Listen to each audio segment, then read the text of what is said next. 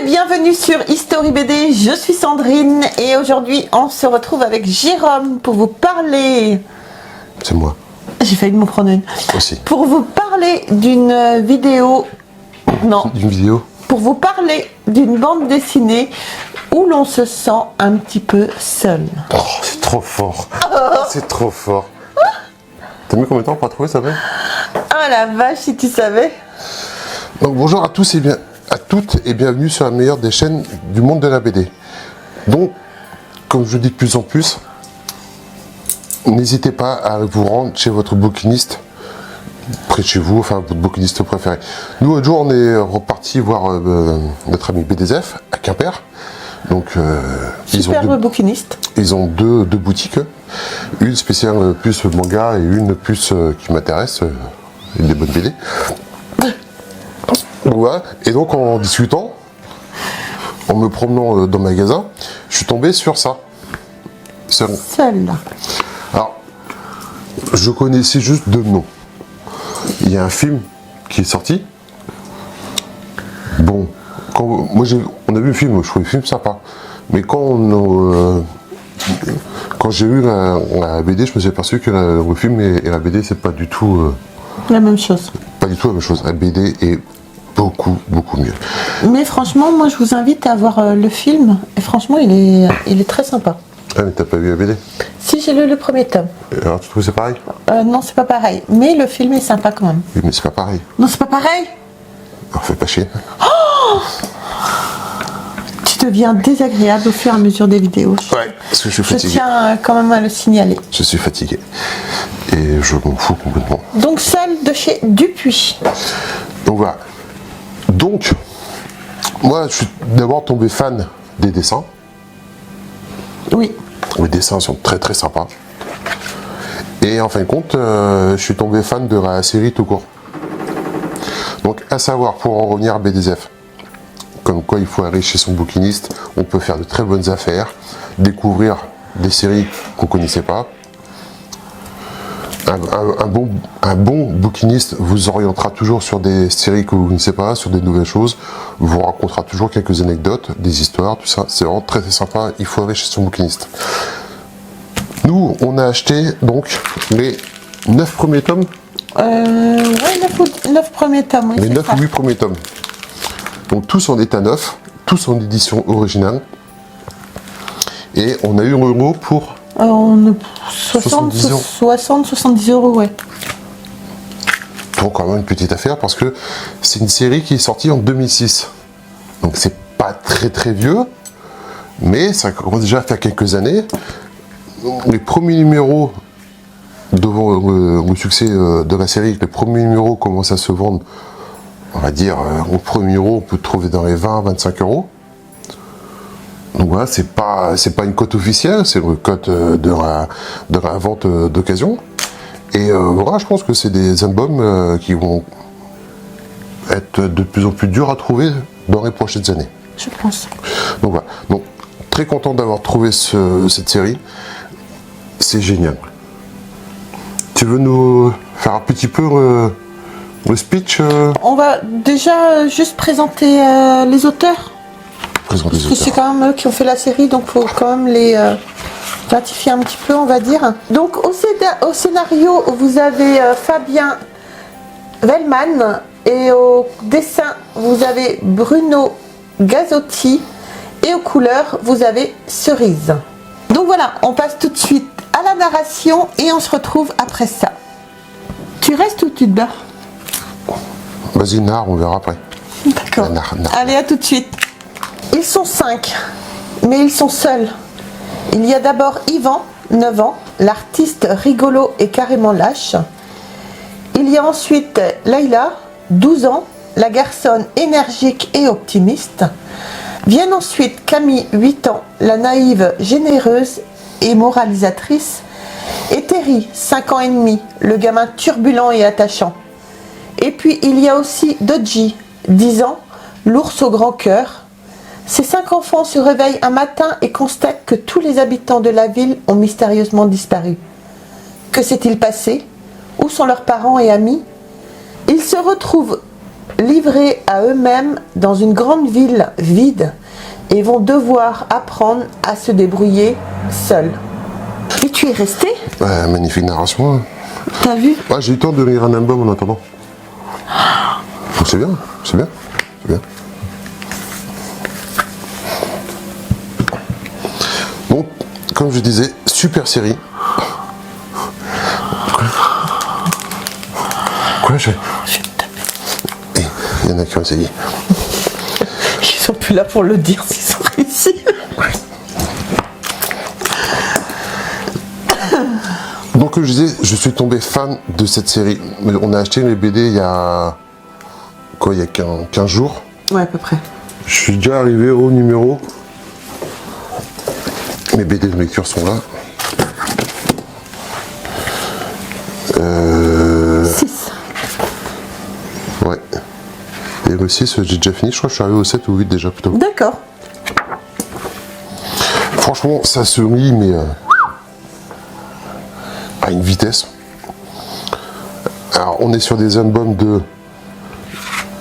48 pages à peu près, 48, 50 pages. L'histoire est très sympa. Les dialogues parfois sont simples. C'est vrai que parfois sur certaines pages, on n'aura pas beaucoup de dialogues. Par exemple, sur cette page-ci, si on prend au hasard, sur cette page-là, on n'a pas énormément de dialogues. Mais je trouve, si on peut résumer, deux mots qu'on peut accorder à cette BD, c'est simple et efficace. C'est ce qu'on demande. J'adore les dessins, les scénarios sont sympas, l'histoire est très originale. Voilà, c'est vraiment simple et efficace, je suis vraiment tombé super fan de cette BD, quoi. Oui. C'est vraiment plus. Donc voilà, pour faire le speech vite fait, en fin de compte, dans le premier tome, en fin de compte, comme a dit Sandrine dans son merveilleux speech, narration, pardon. S'il te plaît. Donc en fin de compte, c'est 5 jeunes qui vont se retrouver tout seuls. Dans le premier tome, en fin de compte, c'est juste 5 jeunes qui essaient de se retrouver, de se protéger et de comprendre ce qui se passe et de vivre, en fin de compte, de trouver un refuge. Dans le deuxième, c'est le maître des couteaux. Le maître des couteaux. Donc pareil, on est toujours sur ces 5 jeunes dans la même situation, qui essaient de progresser un peu dans la ville et d'exister et de survivre. Et il tombe sur un personnage qui s'appelle le maître des couteaux. Personnage qu'on reverra un peu par la suite, quoi. Donc, très sympa. Dans le numéro 3, en fin de compte... C'est le clan du requin. En fin de compte, dans le numéro 3, nos personnages principaux vont faire la rencontre d'autres enfants, d'autres survivants, qui ont pris eux refuge dans un parc. Et en fin de compte, on va s'apercevoir dans ce tome-ci que les enfants sont capables d'être aussi bêtes que des adultes. D'accord. Malheureusement. Ok. Voilà, dans le numéro 4. Les cairns rouges. Ouais, c'est toujours pareil. Là, c'est l'histoire se passe toujours entre nos personnages principaux du début, plus ceux qu'ils ont rencontrés. L'échange qui se passe entre les deux camps, la façon de faire, la façon d'être. Et en fin de compte, on s'aperçoit que c'est pas toujours facile et que malheureusement, les ados prennent vite le pas sur ce qu'auraient pu faire des adultes. D'accord. Donc c'est pas toujours très glorieux pour nous. Mais voilà, ça se lit, c'est d'une efficacité redoutable. Moi je trouve que c'est vraiment super efficace. Bravo aux auteurs. C'est très sympa, ça se lit bien. Il y a quelques scènes qui sont un peu fortes, mais ça passe bien.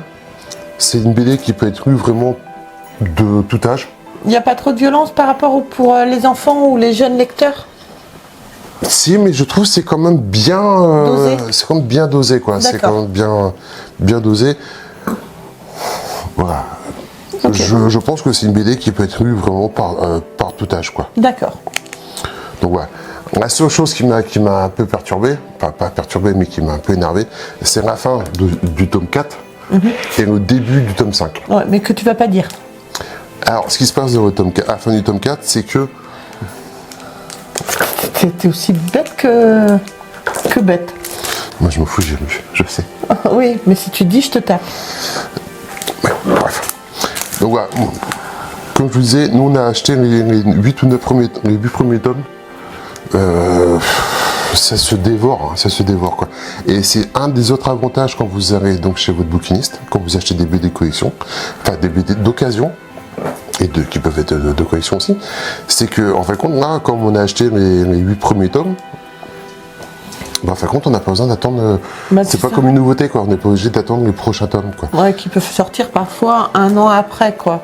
Là, tu peux les lire à la suite sans problème. C'est vrai que donc, tu lis tous les tomes, tu perds pas le film et tout, c'est vraiment très très sympa, quoi. Ouais. Et pour dire que je suis fan, hein, enfin que j'avais. T'as accroché la série? Qu'on a accroché. J'ai déjà acheté là, au dernier, en fin de compte, c'est le numéro 13. Qui et le numéro s'appelle 12.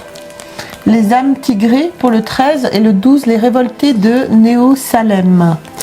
Donc il me manque plus que 2 ou 3 pour avoir la collection complète. Donc franchement, c'est une BD que je vous invite à découvrir. Même pour vous, pour vos enfants, pour vos grands-parents. Franchement, c'est vraiment très, très sympa, quoi. Et par contre, ce qui est dangereux avec ce genre de choses, c'est qu'en fin de compte, on voit sur la première BD que le dessinateur, c'est celui qui a fait la série qui s'appelle Soda. Oui. Et ben, devinez quoi? Bah du coup, il a craqué sur la série Soda aussi. BDZF, si jamais t'as des sodas. Donc voilà, on a été voir dans une librairie l'autre jour, et en fin de compte, je suis tombé sur, j'ai regardé qu'est-ce que c'était les sodas, et je suis tombé, enfin, j'aime beaucoup, j'ai pas lu, mais j'aime beaucoup les dessins, ça a l'air assez vif, assez sympa. Donc je pense que je vais essayer de me procurer déjà le premier numéro, et je pense qu'on va faire la collection, donc je vais les acheter en première édition. Ah, je crois que tu étais descendu d'un étage. Non, si je descends d'un étage, c'est beaucoup plus bas. Ah, tu descends sur la table. Ah, oui. Voilà, sans les talons. Donc vous imaginez les talons que j'ai? Mais ça fait tout petit. T'aurais presque pu être dans la BD, chérie. Donc à savoir que les sodas, c'est pareil, c'est une collection qui a très bien marché. Bon, les premiers numéros commencent à être un peu durs et un peu chers à trouver. Je sais qu'il y avait un abonné une fois qui nous avait parlé justement si on faisait pas la collection Soda. Et j'avais répondu non, que ça ne nous intéressait pas. Mais finalement, voilà, désolé. Si tu vois la vidéo, on change. Il n'y a que les imbéciles qui changent pas d'avis, comme on dit. Non, puis on peut pas tout connaître, on peut pas tout savoir. Non. Et c'est ça qui est bien. Encore une fois, je vous invite à aller chez votre bouquiniste. Comme ça, vous pourrez découvrir d'autres univers. Et c'est ça qui est bien, quoi. C'est Oui. ça qui est bien, quoi. Donc voilà, c'est une série que je peux que vous conseiller. Je suis moi-même étonné d'être tombé aussi fan de ça, d'une série comme ça, que je ne connaissais pas du tout. Ouais. Mais très surpris, très agréablement surpris. Bon bah voilà, nickel. Donc voilà. Donc tu veux dire quelque chose? Bah non, parce que tu as monopolisé toute la vidéo. Donc voilà les amis, j'espère que cette vidéo sur Seul vous aura plu, qu'elle va vous... J'aurais dû la faire tout seul. C'est exactement Seul, j'aurais dû me barrer en fait. C'est ce que tout le monde va se dire aussi, c'est ce que tout le monde a dû se dire. Donc les amis, voilà, c'est une série qu'on vous conseille. Seul, c'est vraiment très très sympa. Surtout n'hésitez pas à nous dire dans les commentaires si vous connaissez, si vous avez déjà la collection et ce que vous en pensez. On n'oublie pas, on s'abonne, on like, on nous retrouve sur les réseaux sociaux. Et puis voilà, on se retrouve très très vite pour une prochaine vidéo et je vous embrasse très très fort. Bye. Au revoir.